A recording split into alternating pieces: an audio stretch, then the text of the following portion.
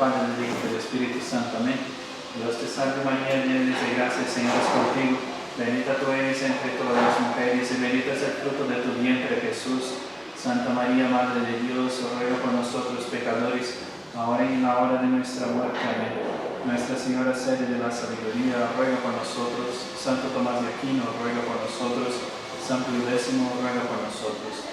Padre, del Hijo y del Espíritu Santo. Amén.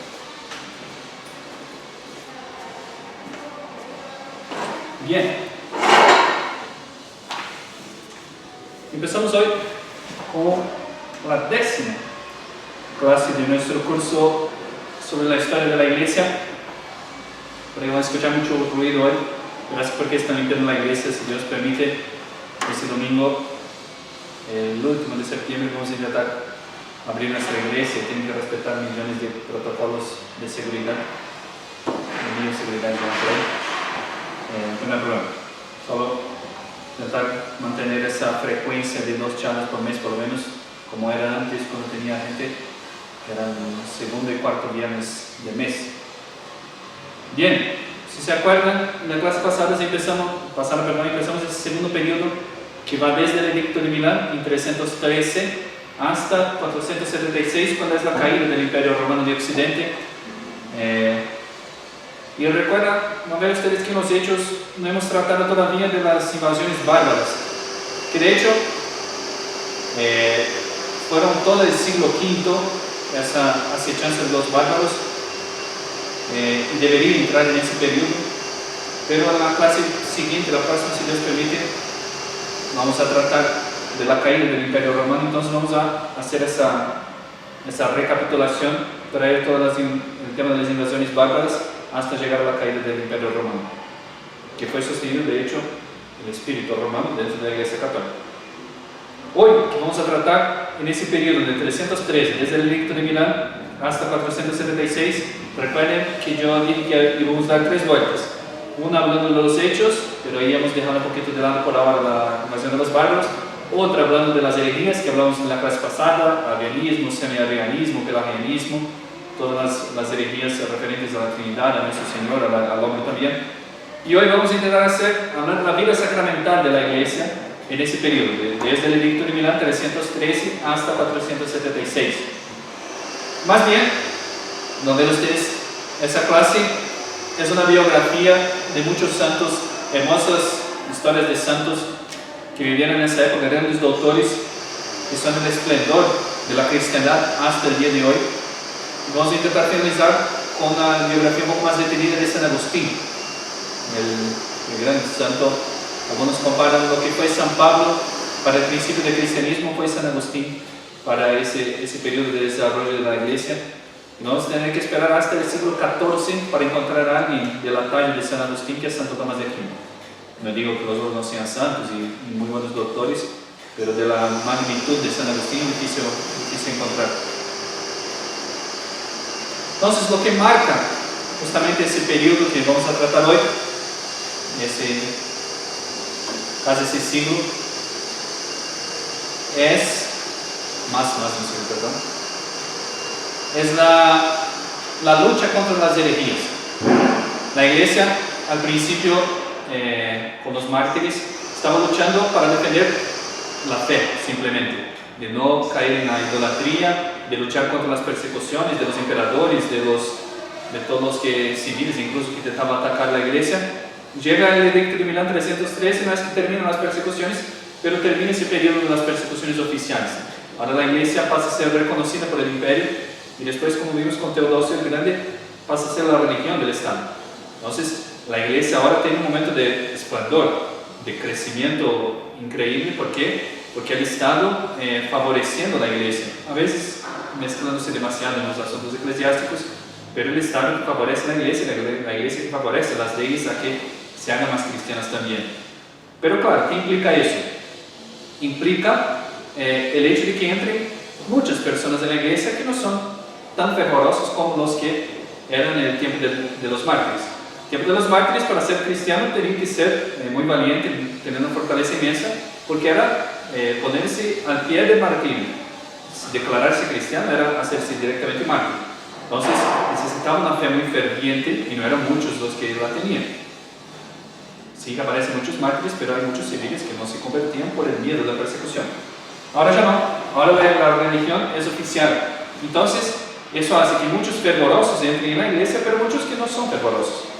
Y ahí empieza el tema de las herejías más fuertes, esas herejías que hemos tratado en la clase pasada, y cómo la iglesia reacciona a las herejías. Y ese es el bien que Dios, uno de los bienes que Dios saca de las herejías, es la precisión de la doctrina, el esplendor de la doctrina católica que se va desarrollando y se va mostrando con una unidad divina impresionante por ser la iglesia de nuestro Señor, y resplandecen esos santos doctores. Hay muchos, pero siempre se destacan 4 doctores de Oriente, de la parte oriental del imperio, y 4 doctores del occidente. Yo hago acá una pequeña biografía de ellos para tener una idea de quiénes son, y dejo el último del occidente, San Agustín, para hablar al final. Los padres griegos, uno de los más conocidos, pero que ya hablamos bastante en la clase pasada, es San Atanasio. Tenemos esa hermosa carta de San Atanasio que muy bien puede ser aplicada para los días de hoy. Ellos tienen la fe en los tiempos, nosotros tenemos la fe. Que vivió del 296 al 373, era obispo de Alejandría, adversario acérrimo de esa herejía arriana, y que fue, como dice la clase pasada, 5 veces desterrado de su sede, desterrado volvía. El último destierro duró poquito, volvió a su sede y murió en su sede de Alejandría. A la fiesta de San Atanasio se celebra el 2 de mayo. Padre griego del Oriente. Otro padre griego, San Basilio el Grande, que vivió del 329 al 379. San Basilio era hermano de un gran doctor también, no entra entre los 4, pero un gran doctor de San Gregorio de Nisa, y amigo por haber estudiado junto de San Gregorio Nacianceno, uno de los 4 grandes de Oriente, los 3 de Capadocia. San Basilio dio sus bienes a los pobres para llevar una vida ascética. Escribió, de hecho, una regla de vida monástica, de vida de monje. De hecho, los monjes de Oriente que llevan esa regla, que respetan esa regla, se llaman los monjes basilios, por su fundador San Basilio. Pero, muy en contra suya, fue nombrado obispo de Cesarea en el año 370. Luchó, así como San Atanasio, contra el arrianismo y falleció a los 50 años. La fiesta de San Basilio el Grande se celebra el día 14 de junio. Y el amigo de San Basilio, San Gregorio Nacianceno, los 3, como decir, de Capadocia. Nació el 328, un año antes de San Basilio, y murió el 389, 10 años después. Fue consagrado también, todos esos doctores resplandecían por su doctrina y vida de piedad, además, santos. Y claro, los obispos, el tema de la elección de los obispos no estaba así tan definida como es hoy, que tiene que mandar una terna al Papa, el Papa elige uno de los 3. Ahí más bien quien trabajaba era el obispo metropolitano de la sede principal, con los otros obispos también. Y claro, veía a un santo, un hombre de vida tan ascética y con una doctrina tan clara y tan pura, doctrina católica, lo querían para su sede, para ser obispo, su sucesor a veces. Fue San Gregorio Nacianceno, como San Basilio consagrado obispo, ese San Gregorio de Sasima de Capadocia, en el año 372. Pero no quiso, dimitió para llevar vida eremítica. Fue hecho patriarca después, obligado a ser hecho patriarca por Teodosio en el año 380, y después se retiró a la soledad, donde murió a los 61 años el 25 de enero de 389. Pero la fiesta de San Gregorio Nacianceno se celebra el 9 de mayo. Y el último de los 4 grandes padres griegos, San Juan Crisóstomo, que nació en 347 y murió en 407. De hecho, el apellido de San Juan Crisóstomo, es un apodo que significa en griego boca de oro, por el esplendor de su elocuencia. Estudió abogacía, pero decidió retirarse al desierto, quedó 4 años en el desierto. Fue hecho obispo de Constantinopla en el año 397, de la principal sede de Oriente, la Roma de Oriente, digamos así. Fue desterrado por la emperatriz Eudoxia, justamente por condenar los abusos de la corte y de algunos obispos por ahí. Pero pronto volvió por aclamación del pueblo. En 407 fue nuevamente depuesto y murió, estaba yendo a ese segundo destierro, San Juan Crisóstomo, a los 60 años. La fiesta de San Juan Crisóstomo se celebra el 27 de enero. Y acá solo cito nomás algunos otros padres griegos: San Gregorio de Nisa, el hermano de San Basilio; San Cirilo de Jerusalén; San Cirilo de Alejandría; San Efrén, diácono; y San Epifanio, todos grandes doctores también, pero se suele poner esos cuatro como los grandes doctores de Oriente. Y del lado occidental, los padres latinos.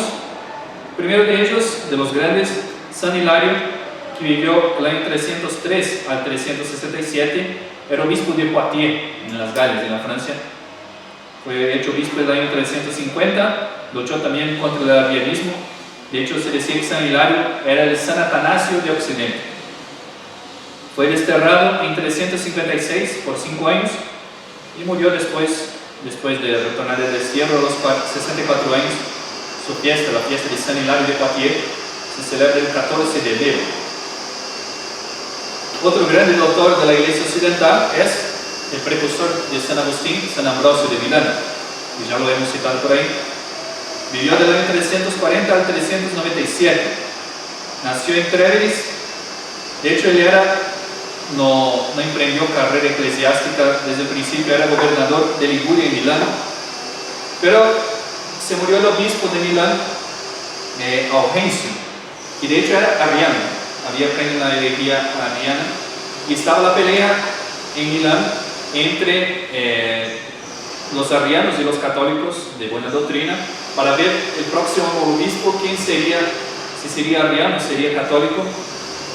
Y en esa pelea y disputa, así como son los italianos, tiene que intervenir San Ambrosio para refrenar al pueblo, pedir calma, para que no peleen en esa decisión, hasta que, como cuenta su biografía, cuando él estaba intentando calmar los dos partidos, un niño grita: Ambrosio, obispo.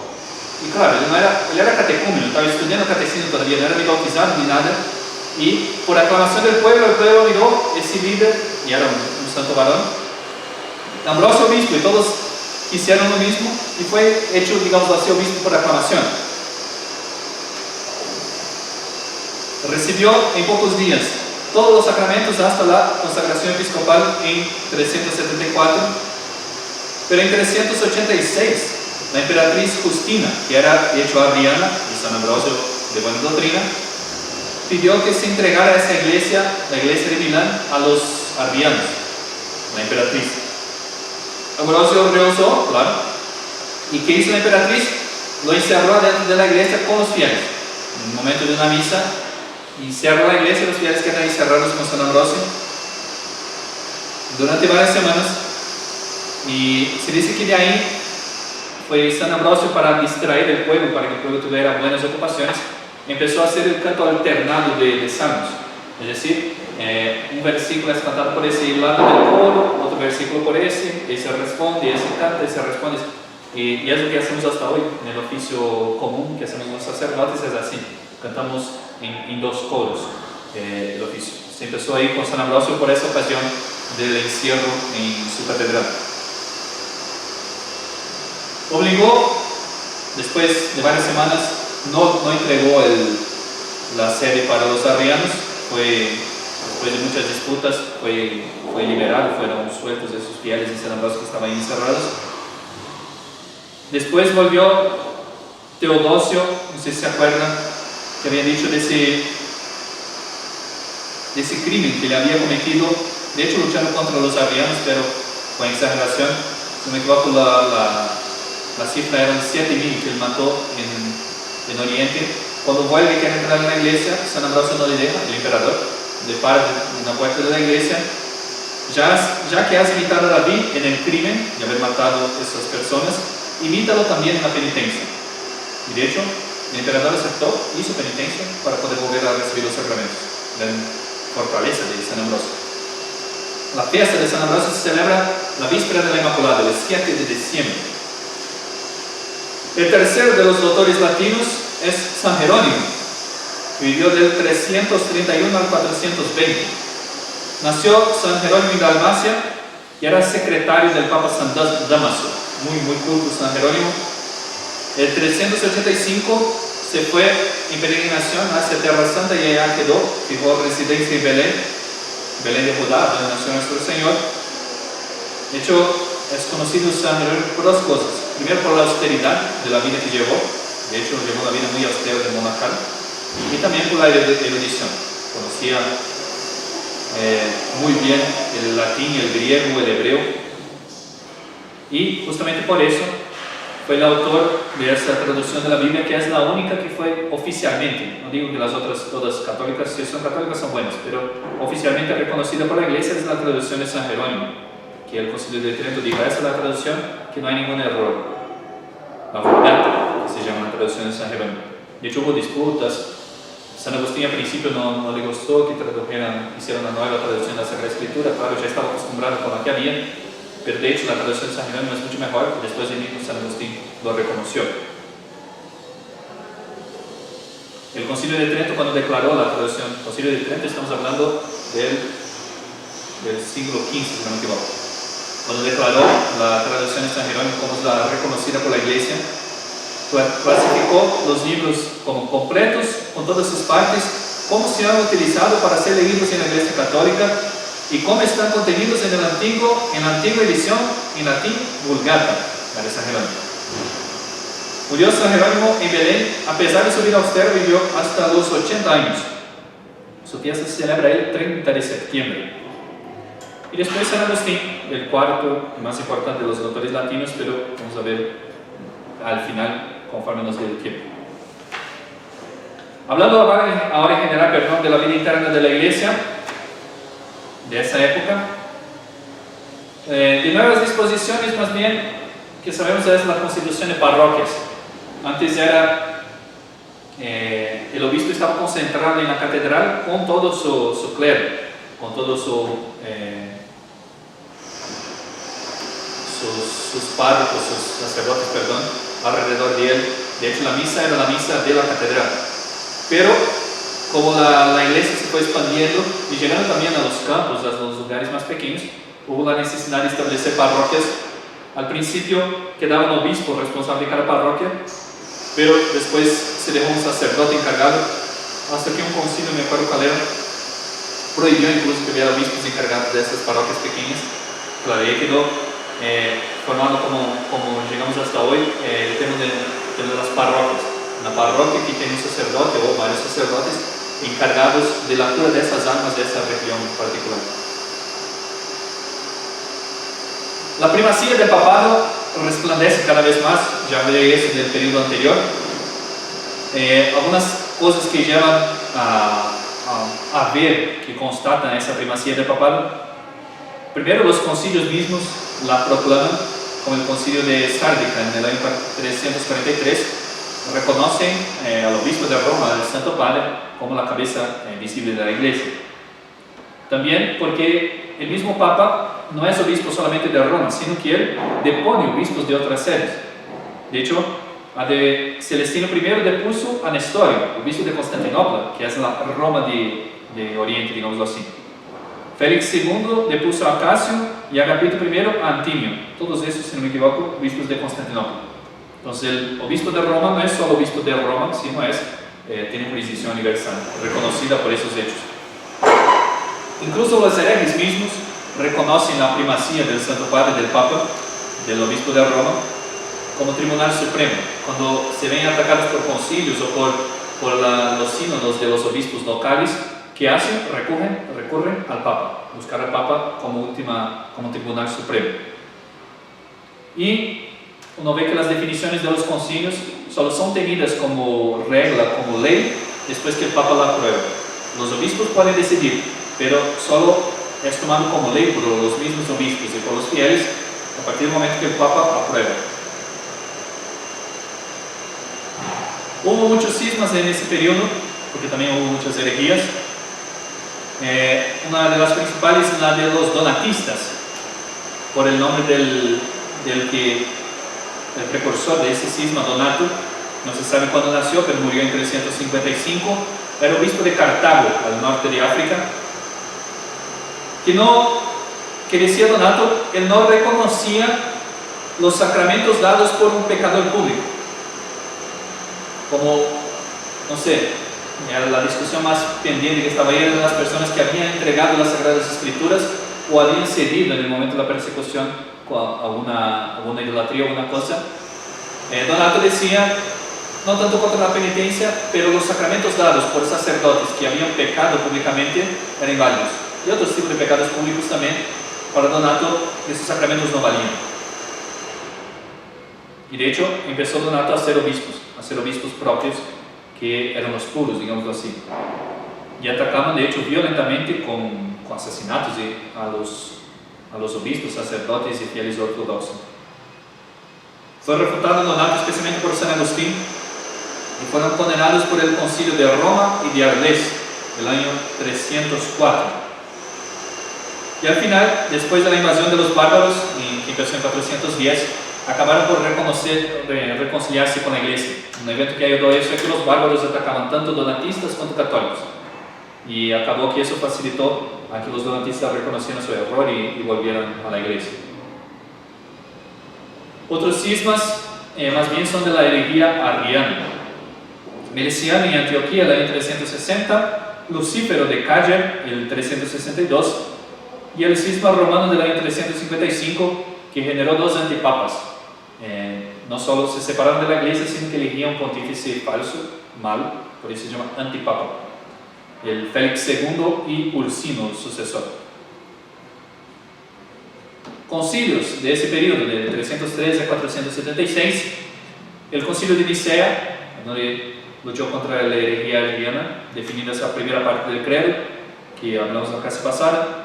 El primero concilio de Constantinopla, que definió contra la herejía de los que decían que el Espíritu Santo no era Dios, en el año 381, y agregó la segunda parte a ese pequeño pasaje del credo que rezamos. Por eso, como decía, nuestro credo se llama niceno-constantinopolitano, que era el credo de los apóstoles, con esos dos agregados del concilio de Nicea y el concilio de Constantinopla, que precisa más la doctrina católica. Concilio de Éfeso, el 431, Concilio de Calcedonia, 451, un segundo concilio en Constantinopla, el 553, y un tercer concilio en Constantinopla, esos dos últimos ya en otro periodo, del 680. Y esos concilios verán ustedes siempre en Oriente. ¿Por qué? Porque ahí pululaban más las herejías, los errores. De hecho, esa pugna, esa lucha de la Iglesia de Oriente contra la Iglesia romana no nació en el cisma que vamos a hablar en el siglo XI, sino ya viene desde siempre. Como querían muchos obispos y hasta fieles también, querían dos sedes, que Roma y Constantinopla fueran reconocidas como dos cabezas, digamos así, de la cristiandad. Bueno, no, la cabeza principal es Roma, aunque Constantinopla sea una sede muy importante. Y claro, Roma estaba defendida porque tenía el Santo Padre, entonces más defendida, digamos así, contra las herejías. Cualquier error era rápidamente combatido, estaba más cerca de la fuente de la doctrina, digamos así. Ya el Oriente no tanto, entonces esa distancia facilitaba la diseminación de herejías también. Por eso los concilios se hacían allá, porque era donde se había que sanar las herejías. En esa época, hablando bien sacramental de la Iglesia todavía, el concilio quien convocaba era el emperador, porque normalmente la herejía era un problema social bastante grave, y el emperador mismo hacía la parte material del concilio, a dónde se van a alojar los obispos, qué van a comer, los cuidados, la seguridad, todo eso estaba por cuenta del emperador, pero la aprobación oficial del concilio canónica la daba el Papa. Sobre la vida en general de la Iglesia en ese periodo, como decía ustedes, justamente por el fin de las persecuciones y por esa entrada en la Iglesia de muchos paganos, se aflojaron un poco las costumbres y la piedad también. De hecho, los concilios muchos están ya combatiendo contra eso también, incluso en el clero también ya hubo desórdenes, y claro, muy difícil ser así tan perspicaz para saber ese candidato va a ser un santo sacerdote, si no, a veces habían sacerdotes que no eran muy buenos también. Es normal, digamos así, entre comillas, por el mismo movimiento de entrada más general del paganismo dentro de la iglesia. Nuevas iglesias, claro, con la iglesia se expande, se construyen parroquias, se construyen nuevas sedes, lugares nuevos evangelizados. El estilo artístico de la iglesia en ese periodo que predomina en el lado occidental, en la iglesia latina, el estilo rectangular de la iglesia, y en el lado oriental, más bien, no digo que todos, pero más bien el modo circular o poligonal. Después, hablo de paso, ya se estaba bien fijado y bien conocido el culto de las reliquias de los mártires. Así guardaba las reliquias de los mártires como algo, un medio de pedir por ese mismo mártir intercesión para alguna causa. El culto de las imágenes, las peregrinaciones también a los lugares santos, a los lugares de los mártires, a la tierra santa misma. Y es de ese periodo del nacimiento de la vida monacal, de la vida de monje. ¿Cómo empezó la vida monacal? Algunos cristianos más fervorosos donaban los bienes, se deshacían de todo lo que tenían y decidían guardar la vida célebre, pero todavía viviendo donde vivían. Se llaman los ascetas, que daban los bienes y vivían de la caridad o con pocos bienes para llevar una vida de oración y contemplación. Pero muchos de ellos, un poco más fervorosos, digamos así, se retiraban, no solo donaban los bienes, sino que se retiraban a los desiertos para rezar, para hacer ahí penitencia también, vivir una vida más penitencial. Y eso lo llamamos los eremitas, por retirarse a un lugar particular, o anacoretas también se llaman. El ejemplo de ese primer periodo es San Pablo de Temas, que vivió en el año 341. Murió, creo, en el año 341. Después viene San Antonio. Ese santo se retiró al desierto de la Tebaida en Egipto, muy conocido porque ahí el lugar donde estaba tenía muchas cuevas en las montañas y de hecho había muchos monasterios por ahí en la Tebaida, justamente por esa facilidad de vivir una vida aislada en las cuevas. Pero ¿qué descubrió San Antonio? No es San Antonio de Padua, es San Antonio Abad. Viviendo una vida eremítica, desierta, sin compañeros, pero también sin un superior, fue acosado por muchas tentaciones y ahí entendió que la vida solitaria es muy peligrosa, que necesita una virtud muy grande para llevarlo. Entonces, ¿qué hizo él? Y ahí empezaron los monasterios. Reunió a algunos compañeros que tenían el mismo deseo de perfección. Entonces vivía una vida aislada de silencio, de oración, de contemplación, de penitencia, pero en común, con varios monjes juntos. Que eso facilita, es tanto una protección para el monje como un medio de mortificación también. La vida común es una mortificación. Después San Pacomio, otro famoso monje del desierto, vivió del 292 a 346. Él fundó el primer convento, digamos, una casa ya destinada a que los monjes vivan acá en común, en las orillas del río Nilo, en Egipto.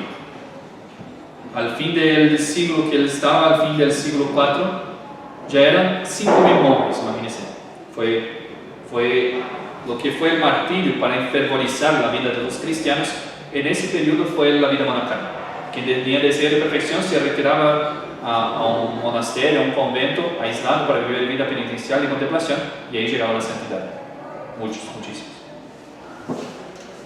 Después tenemos por otro lado también San Basilio, que yo decía antes, el gran doctor, que propagó la vida monástica en Capadocia y en el Ponto, con esa regla de los basilianos que llamamos hoy.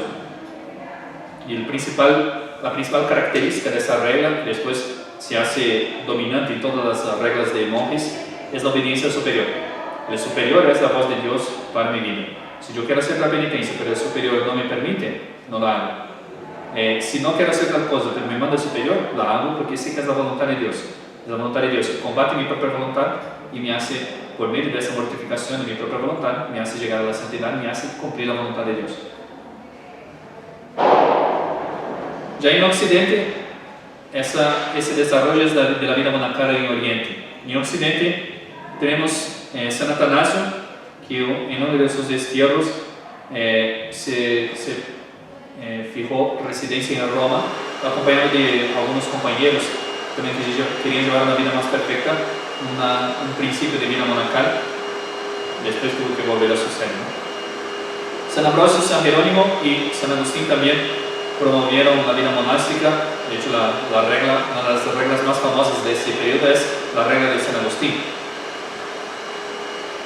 Y en las Galias, en Francia, hicieron lo mismo, promoviendo esa vida en común pero retirada, San Martín, San Honorato y Juan Casiano. Pero como todo, había problemas. ¿Cómo se conllevaba esa vida monástica? Algunos la entendieron mal. De hecho, hay unos monjes que se llamaban giróvalos, porque eran monjes que se decían: voy a donar mis bienes y llevar una vida errante, pero terminaban llevando una vida de mendigo, más bien tirando a lo perezoso. Vivo un poquito acá, me donan, me ayudan, cuando terminan de ayudarme acá no tengo más cómo sobrevivir, voy para otro lugar, pero no estaba más bien direccionado a la penitencia y contemplación, sino a llevar una vida, entre comillas, fácil. No era que todos eran así, pero esos monjes que llevaban una vida así, a lo hippie, digamos así, usando la palabra moderna, se llamaban giróvalos. Los sarabaitas, que eran monjes que vivían en común, pero que no tenían esa característica de la regla de San Basilio, que era la obediencia superior. Vivían en común y una especie de democracia, digamos así, más bien de anarquía, que llevaba muchos desórdenes también. Y los estilitas, porque eran monjes, de hecho algún santo salió de ahí, pero después se dio, la vida monástica en general se dio cuenta que era un desorden, que eran personas que se proponían vivir arriba de una columna, ahí, toda la vida. Y dio lugar a muchos desórdenes, aunque salieron algunos santos de ahí. ¿Quién va a curar todo eso? Es alguien que vamos a hablar en el próximo periodo, que es San Benito. San Benito es el patriarca del monacato occidental. De hecho, la regla de San Benito es la más conocida y creo que la más difundida en toda la historia de la Iglesia. Bien, ahora hablo un poquito, solo de paso, de los papas de ese periodo para terminar con San Agustín. Habíamos terminado en el 32º Papa. El 33º es San Marcelo I, que vivió del 306 al 309. Una de las cosas que estableció es que no se puede celebrar un concilio sin permiso papal, sin permiso del Papa. Después San Eusebio, griego, San Melquíades, africano, San Silvestre I, romano, fue el primero que empezó a usar la tiara papal, esa corona papal, que no tenía las 3 coronas todavía al principio, pero el que primero empezó a usar como símbolo de que el Papa es el representante de Cristo Rey, que reina sobre esa tierra también como una corona. San Marcos, San Julio I, el Papa Liberio, que no es santo, pero tampoco es un hereje como lo acusan por ahí. De hecho, le fue desterrado con el tema de la herejía arriana. Y cuando desterrado, el emperador intentó hacer un acuerdo con él, le dio 3 fórmulas para que firmara, 3 fórmulas que decían más o menos la doctrina católica, pero con cierta complacencia con el arrianismo. Y el Papa firmó una de esas fórmulas, la tercera, que no era buena, pero no era herética. La segunda sí era herética, la segunda estaba muy mala y él no firmó. Le acusan de hereje por esas 3 fórmulas, pero la que era realmente herética era la segunda, que no firmó el Papa Liberio. Y por este destierro y esa discusión arriana, en su tiempo se dijo ese antipapa que yo decía, Félix II. Después del Papa Liberio, San Dámaso I, del cual San Jerónimo era secretario, San Círico, San Atanasio I, San Inocencio I, que fue Papa del año 401 a 417. En el periodo de ese Papa fue el saqueo de Roma por los godos liderados por Alarico. Vamos a hablar, si Dios permite, en la clase siguiente, haciendo una recapitulación de las invasiones bárbaras. San Sósimo, griego, San Bonifacio I, romano, en su periodo fue el cisma del antipapa Eulario. San Celestino I, de Campania, Italia, San Sisto III, romano, San León I Magno, de Toscana, Italia, un grande papa que hizo retroceder a Átila o Atila. Como llamaban, el azote de Dios se llamaba Atila. Y estando a puertas de Roma para invadir, San León Magno lo paró. Vamos a intentar hablar un poco de esta anécdota, que no permitió que entraran y destruyera Roma. San Hilario, el 49º Papa de Cerdeña, y San Simplicio de Tivoli, que vivió del 468 hasta el 483. Y durante su periodo, claro, estuvo la caída del Imperio Romano de Occidente, que vamos a hablar después. Si Dios también después yo pongo la tabla de los papas. Bien, San Agustín, el cuarto de los grandes santos padres latinos, vamos a hablar más detenidamente.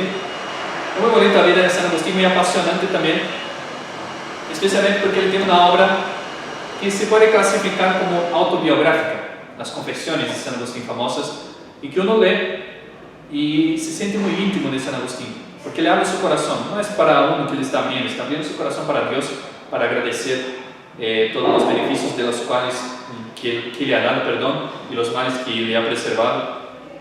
De hecho se convirtió San Agustín, vamos a hablar de eso. Pero las confesiones, una sugerencia de lectura excelente. Uno ve todo el progreso de su alma, el hecho de su conversión, sus dudas, su búsqueda de la verdad y cómo la gracia de Dios trabajó esa alma también. Y uno termina las confesiones y parece que San Agustín está sentado a su lado, parece que como un amigo, una persona muy cercana. De hecho, una de las obras más vendidas de la historia de la humanidad son las confesiones de San Agustín. Se llama Aurelio Agustín. Nació en Tagaste, norte de África, hoy territorio de Argelia, el 13 de noviembre del año 354. Tenía dos hermanos, Navigio y Perpetuo. Su papá se llamaba Patricio, era un pequeño comerciante pagano, no era, en ese periodo que nació él, no era todavía católico. Decía, todas esas citas que voy dando en San Agustín son sacadas de las confesiones. Mi padre, por una parte, muy benigno y amoroso, por otra, muy iracundo y colérico. De hecho, su esposa Santa Mónica tuvo que sufrir mucho en manos del papá de San Agustín. Y hijo de Santa Mónica, decía él en las confesiones, habla mucho de su madre, decía, noche y día oraba Santa Mónica y gemía con más lágrimas que las que otras madres derramarían junto al féretro de sus hijos. Oraba y rezaba y derramaba lágrimas por la conversión de su hijo, de San Agustín. Noche y día oraba y gemía con más lágrimas que las que otras madres derramarían junto al féretro de sus hijos. ¿Para qué? Además era una santa y sabía que mala es la muerte del alma, del pecado. Muy erudito San Agustín, de un natural muy bueno. Hizo primero sus estudios en Tagaste, a donde nació, después se fue a Madaura y a Cartago, y terminó, en Cartago. Cartago era como el gran centro de África para todo, y también para los estudios. Gran centro religioso, centro comercial, centro estudiantil también. Estudió muchas cosas en ese periodo, además de la gramática. Se dedicó especialmente al teatro, a la retórica y a la literatura. En Cartago, dice él mismo, llevó una vida bastante licenciosa. El más vil esclavo de las bajas pasiones, él mismo se dice. El más vil esclavo de las bajas pasiones. Hasta que en un momento conoce a una mujer que él no quiere decir el nombre y pasó la historia sin saber qué nombre tenía. Conoció a esa mujer y empezó a vivir en concubinato con ella, pero siéndole fiel. Abandonó la vida licenciosa con varias personas o con los amigos, hacen fiestas y todo más. Empezó a vivir una vida solo con esa mujer, aunque no se casó con ella. No es que está bien. Y con esa mujer tuvo un hijo que puso el nombre de Adeodato. Algunos traducen como regalo de Dios. Si uno fuera a traducir ese nombre a Adeodato, como diciendo, dado por Dios. Estuvo, aunque sabía que la madre era cristiana, católica, y el Papa Pagano, estuvo mucho en esa búsqueda de saber cuál era lo cierto, lo verdadero, lo correcto. No es como hoy, y se habla hoy del políticamente correcto, ¿no? Que es el correcto para el oído de cierta persona. No, San Agustín estuvo en búsqueda de la verdad pura. ¿Qué es lo bueno? Aquello que yo puedo entregarme a estudiar, a conocer y amar de verdad. Era el catolicismo, pero él tardó mucho en descubrir. Estuvo en esa lucha durante mucho tiempo, y es esa lucha que él va narrando en las confesiones también. Quien me inspiró a esa búsqueda de la verdad fue el estudio de la literatura, especialmente, dice él, por un libro que hoy no lo conocemos, se llama El Hortensio de Cicerón, él lo dice.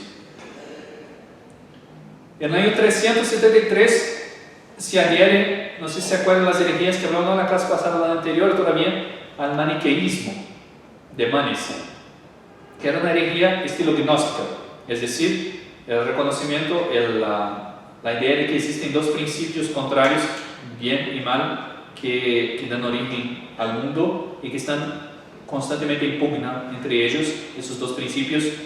Me va a decir, padre, pero es lo que dice el catolicismo, Dios y el demonio. No, pero el demonio no es un otro principio a la semejanza de Dios, es una criatura que se rebeló contra Dios, es distinto.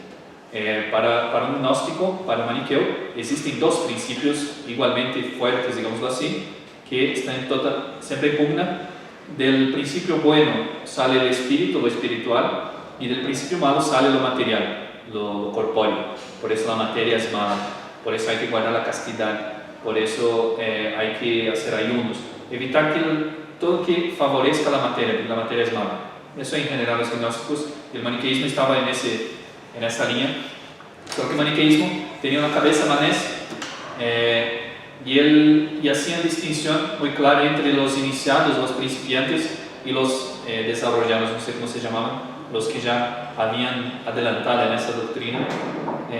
San Agustín también va a adelantar, y otros errores que tenía por ahí la herejía maniquea. El hecho es que San Agustín quedó 10 años siendo maniqueo, defendiendo esa herejía, e hizo llorar muchas lágrimas a Santa Mónica por haber caído y profesado esa herejía, haciendo incluso burla de las verdades católicas.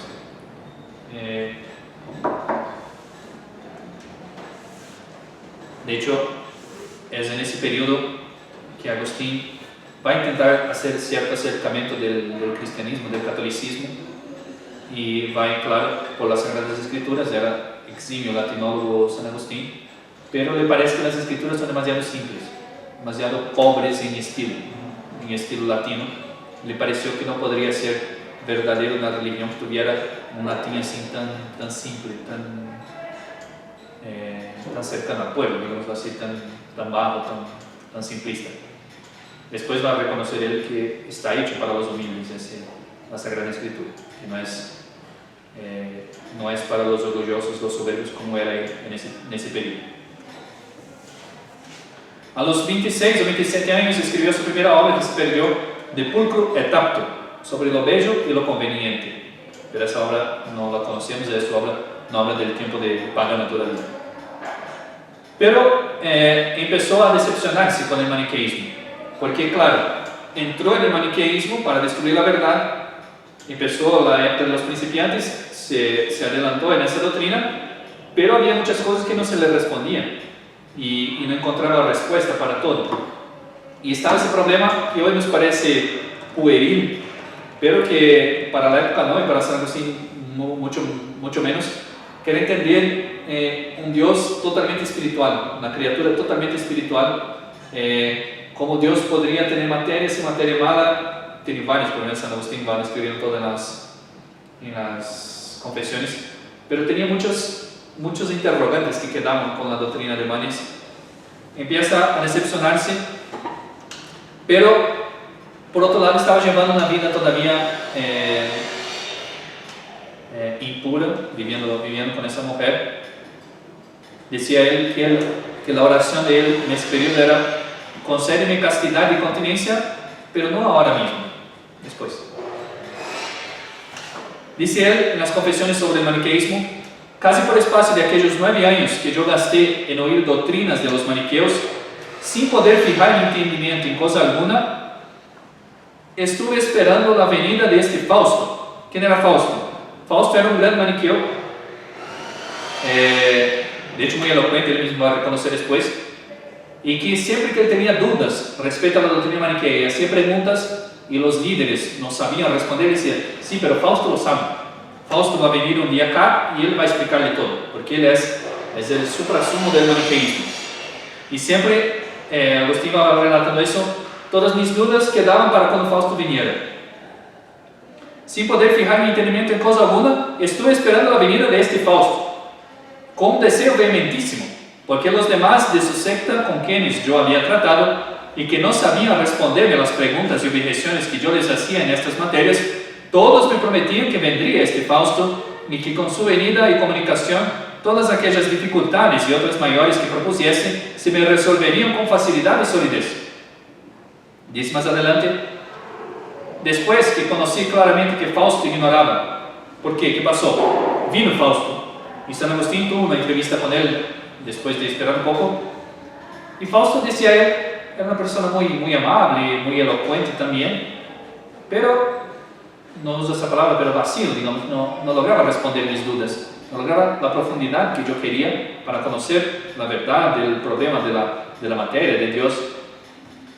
Y ahí dice él al final, después que conocí claramente que Fausto ignoraba a todo punto aquellas ciencias en que yo juzgaba que sería él muy docto y excelente, comencé a perder las esperanzas de que él pudiese aclarar y resolver las dificultades y dudas que me tenían inquieto. Es decir, era muy elocuente, pero no era muy perito en ciencias que yo sabía, que yo conocía, entonces perdí un poco la esperanza que me iba a solucionar problemas más altos y más profundos.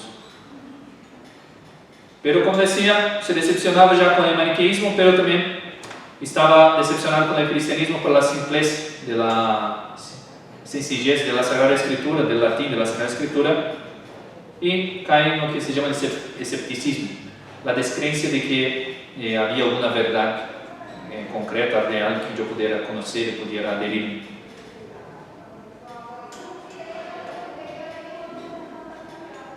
Ahí entra en ese periodo también, un paréntesis, Santa Mónica.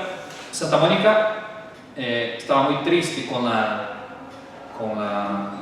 herejía y los errores de su hijo y además los desórdenes morales, pero nunca dejó de rezar, nunca dejó de implorar y rogar a Dios por su hijo, por la conversión de su hijo, y su esposo también, que logró. Es un modelo de las madres que tienen hijos con problemas cuales sean. San Agustín cayó muy bajo, no es un desorden así, un desastre moral como pintan algunos por ahí, pero sí, que tenía sus pecados y cayó en errores intelectuales muy profundos. Pero Santa Mónica nunca dejó de rezar.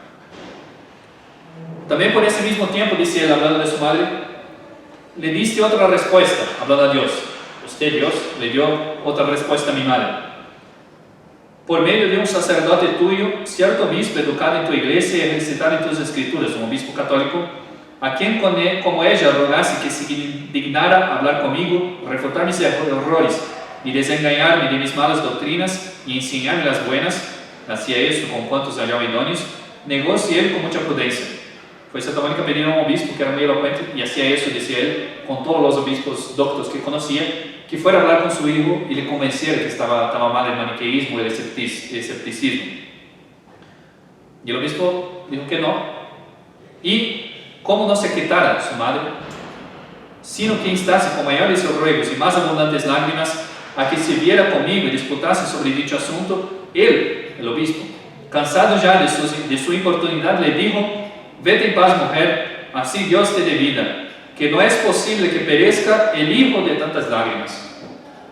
Muy famoso este pasaje, que no es posible que perezca hijo de tantas lágrimas. Fueron las lágrimas de Santa Mónica que alcanzaron la conversión de San Agustín. Y que ojo, hicieron Mónica santa también. Entonces, porque Dios permite esos males, siempre por un bien más grande.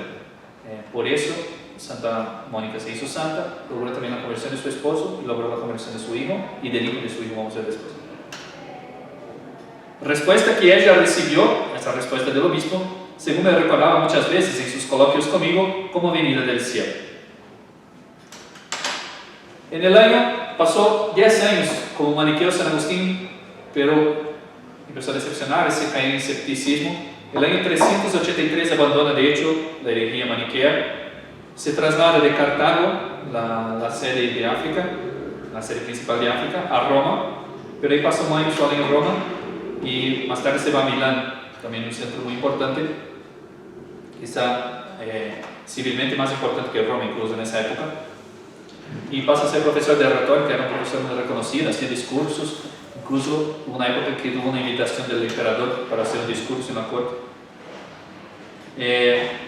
Cuando salió de Cartago para Roma, su madre quería acompañarlo. Le engañó, dijo que el navío iba a salir en otro momento y subió en el barco y se fue solo, dejó a su madre. Pero su madre después de un tiempo logra viajar también a Roma y le encuentra ya, después de ese año en Roma, en Milán. En Milán, San Agustín empieza a oír los sermones de San Ambrosio, al principio más por la retórica, por el discurso de San Ambrosio. San Ambrosio es, además de un gran santo, muy elocuente también, San Ambrosio. Y San Agustín quiso conocer ese obispo de que se hablaba, que hablaba muy bien, que hacía discursos muy hermosos. De hecho, el latín de San Ambrosio, hablando en particular para nosotros, es bastante difícil. En el breviario siempre leemos lecciones de los Santos Padres. Cuando hay una lección muy intrincada que es difícil entender, porque de San Ambrosio, ¿no? Con San Ambrosio, o en Milán, conoce la doctrina de Plotino, un neoplatonista, pero también empezó a admirar y a leer las cartas de San Pablo, por influencia de San Ambrosio. Y por ahí Dios fue tomando el corazón de ese hijo. Es muy bonito como narra las confesiones, pero no se puede decir todo. Aquí yo hice una cita larga de ese momento de la conversión, que es muy bonito, pero las confesiones están más desarrolladas. Piensen que las confesiones están San Agustín hablando con Dios, agradeciendo y alabando a Dios. De hecho, ese nombre, confesiones, a veces se piensa, confesiones porque voy a narrar mis pecados. No, confesiones es otro sentido, el sentido de confitio, de confitebur tibi domini in toto corde meu, de alabo a Dios. Ese es el sentido de la palabra confesiones acá, no de contar pecados, sino de alabanza a Dios, es otro sentido de la palabra latina. De hecho, es ese que está haciendo San Agustín, no es que está queriendo contar sus pecados solamente, sino alabar a Dios por haber sacado a ese pecador de ese estado. Entonces piensen en San Agustín siempre hablando directamente a Dios en ese libro. Escucha la vida de dos, perdón, eso es la introducción. San Agustín escucha en ese poquito antes de su conversión, que fue como la llave que empezó a llegar al fin ese proceso de conversión que ya venía desde ese tiempo que buscaba la verdad. Escuchó la vida de dos personas que se convirtieron a leer la vida de San Antonio, ese abad que se retiró al desierto, y decía él, quien le narró esa historia de esos dos convertidos, que leyeron la vida de San Antonio y simplemente terminaron de leer y dijeron: vamos a llevar una vida así, yo no quiero más el mundo, abandonaron todos sus bienes y se retiraron también. Quien le contó esta historia fue Ponticiano. Todo eso, dice él, ahora vamos a entrar en las confesiones, todo eso nos contaba Ponticiano, y mientras él lo estaba refiriendo, vos, Señor, me obligabais a que volviese en mí y me considerase, haciendo que todo el feo semblante de mi mala vida, que yo había echado a las espaldas por no verme, se me pusiese delante de mí, para que me viese cuán feo era, cuán descompuesto y sucio, manchado y lleno de llagas.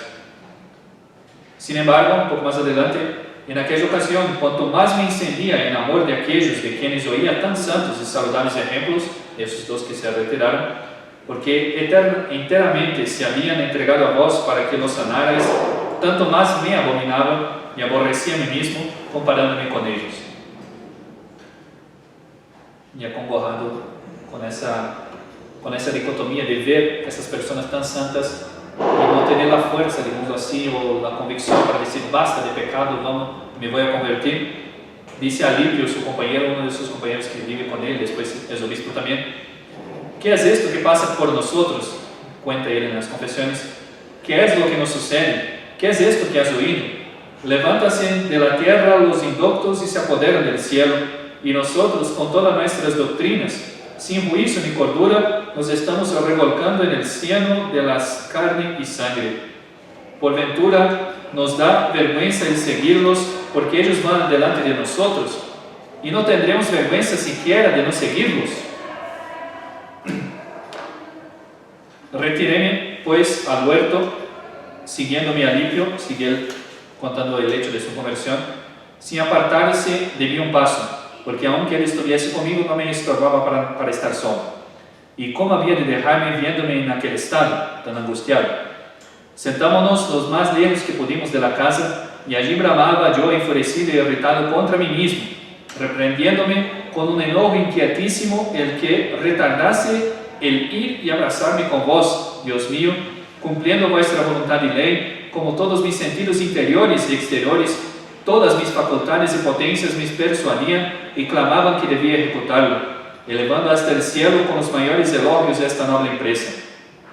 De hecho, era un admirador ya de San Ambrosio, de la vida católica, sabía que estaba cierto, que era la religión verdadera, pero no daba el paso de la conversión. Esa es la angustia, porque no tengo coraje, fuerza para abandonar mi vida pasada. Siendo así, que el ir a vos no había de ser con naves ni carrozas, ni siquiera había de andar tan pocos pasos como los que habíamos dado desde la casa hasta el paraje en que estábamos, en el jardín de la casa. Porque no solo para ir caminando hacia vos, sino también para llegar a vos, bastaba solamente el querer ir, siendo un querer perfecto y eficaz, y no la voluntad mudable y achacosa, que de una parte a otra anda variando, agitada y sin firmeza, cuyas partes inferiores y superiores están desavenidas y luchando una contra otra. Es decir, no hace falta caminar, hacer peregrinación para llegar a ti, es solo querer, pero querer con voluntad, querer eficaz, no una veleidad. Y ahí llega el momento, este pasaje clásico de su conversión. Estaba yo diciendo eso y llorando con amarguísima contrición de mi corazón, cuando he aquí que de la casa inmediata del vecino oigo una voz como de un niño o niña que cantaba y repetía muchas veces: toma y lee, toma y lee.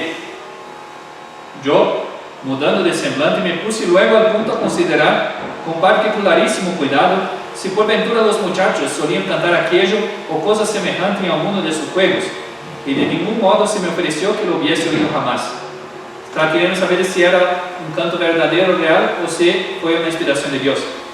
Así, reprimiendo el ímpetu de mis lágrimas, me levanté de aquel sitio, no pudiendo interpretar de otro modo aquella voz, sino como una orden del cielo, en que de parte de Dios se me mandaba que abriese el libro de las epístolas de San Pablo y leyese el primer capítulo que casualmente se me presentase, porque había oído contar del santo abad Antonio, que entrando por casualidad en la iglesia, al tiempo que se leían aquellas palabras del Evangelio: vete, vende todos los bienes, todo lo que tienes y dadlo a los pobres, y tendrás un tesoro en el cielo, después viene, sígueme. Él las había entendido como si hablaran con él determinadamente, y obedeciendo aquel oráculo, se había convertido a voz sin detención alguna. Entonces él empezó a escuchar esa voz: toma y lee, toma y lee.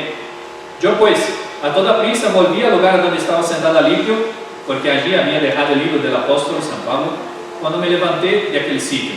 Tomé el libro, lo abrí y leí para mí aquel capítulo que primero se presentó a mis ojos, y eran estas palabras. Cita de San Pablo: no en banquetes ni embriagueces, no en vicios y deshonestidades, no en contiendas ni emulaciones, sino revestidos de nuestro Señor Jesucristo, y no empleéis vuestro cuidado en satisfacer los apetitos del cuerpo. No quise leer más adelante, ni tampoco era menester, porque luego que acabé de leer esta sentencia, como si se me hubiera infundido en el corazón un rayo de luz clarísima, se disiparon enteramente todas las tinieblas de mis dudas. Y ahí se convierte realmente San Agustín, abandona los vicios pasados, se convirtió con él Alipio, los compañeros con él estaban, su hijo también. Después la concubina que tenía también no se casó con ella, sino que ella se retiró en un monasterio. Fue bautizado por San Ambrosio en el año 387, a los 33 años de edad, con Alipio y su hijo Deodato. Después del bautismo se retira un poco, hace algunos días de retiro, al final decide volver a África, pero al llegar al puerto de Ostia en Italia para tomar el barco para ir a África, estaba con su madre también, se muere en Santa Mónica. Determinamos decir en las confesiones: volvernos a África todos juntos. Estábamos en el puerto de Ostia, por donde desemboca el Tíber en el mar, y allí falleció mi madre. Un poco más adelante, al mismo tiempo que yo cerraba sus ojos al cadáver, se iba apoderando en mi corazón una tristeza grande, que iba a resolverse en lágrimas. Mi madre más adelante fue vivificada en Cristo y también mientras vivió en este mundo, tuvo una conducta tan justificada que su fe y sus costumbres dan motivo de que se alabe y bendiga vuestro santo nombre. Y más al final de este relato de la muerte de su madre, descansa eternamente en paz con su marido, que fue el único que tuvo, pues ni después que de él conoció a otro, habiéndole servido de manera que al mismo tiempo que mereció mucho para con vos por su paciencia, logró también ganarle para vos. Descansa en paz con mi papá, que se convirtió por él. De hecho, la suegra de ella, por un tiempo empezó a perseguirla en Santa Mónica, San Agustín cuenta, y después descubrió que eran intrigas y chismes de las sirvientas, y descubrió que tenía una santa nuera se dice, la esposa de su hijo. También empezó a admirarse también de ella. El papá de San Agustín Patricio se convirtió, se hizo católico, fue bautizado y se murió. Y ahora se moría Santa Mónica. Y luego después se va a morir también Adeodato, el hijo de San Agustín. La mamá de Adeodato se retiró a un monasterio en África. Y él, después de enterrar a su madre en Ostia, hace un viaje, se vuelve a Tagaste. Después queremos llevar una vida monástica y eremítica con sus compañeros. En el 391 se va a Hipona, que es una ciudad más importante para justamente una persona que quería entrar en el monasterio. Él va ahí a tener una entrevista con él, pero ahí conoce al obispo Valerio, reconoce a Valerio, a Agustín, que ya era conocido en todo el imperio, y le hace sacerdote.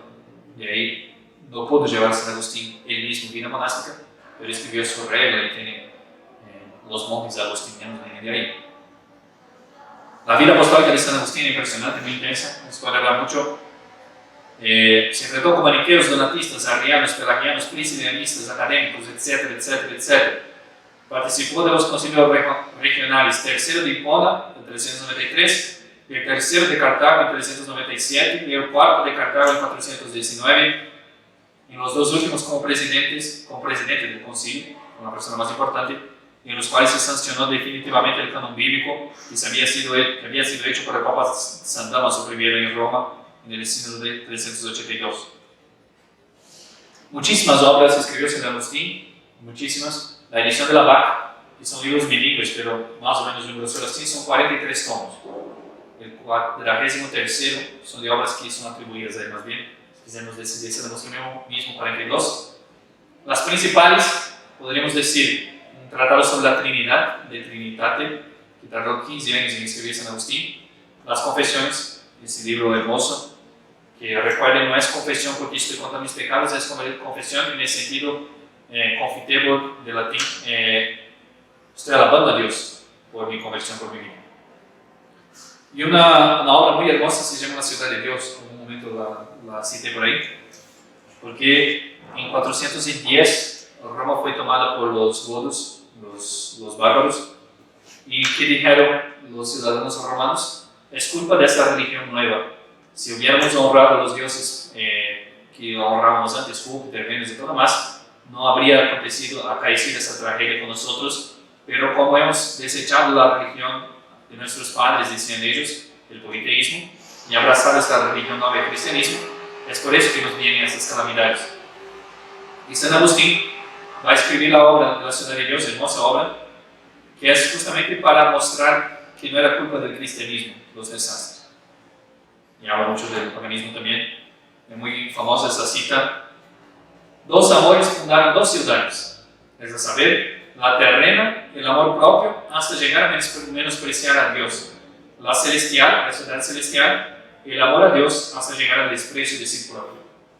El amor de sí mismo, tanto, que llega al desprecio de Dios, fundó la ciudad de los hombres, la ciudad terrena, que es el pecado. El amor de Dios, tan intenso, tan fuerte, hasta el desprecio de sí mismo, que dio lugar a tantos santos, fundó la ciudad de Dios. La ciudad de Dios es la ciudad de los santos que viven puramente del amor a Dios hasta llegar a despreciarse a uno mismo. Es consagrado obispo de Hipona como sucesor de Valerio en el año 395, sigue como obispo su obra extraordinaria y falleció en Hipona el 28 de agosto del año 430.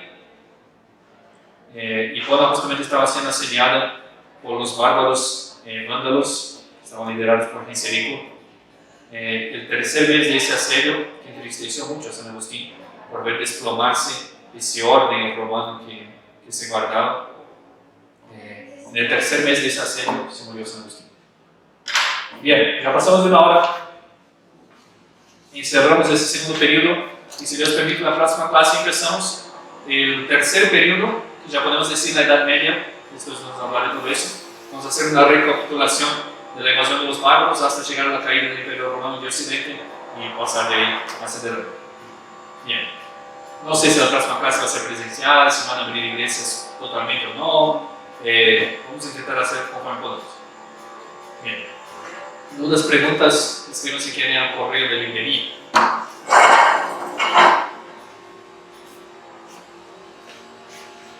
Del Padre, del Hijo y del Espíritu Santo. Amén. Dios te salve María, llena eres de gracia, el Señor es contigo.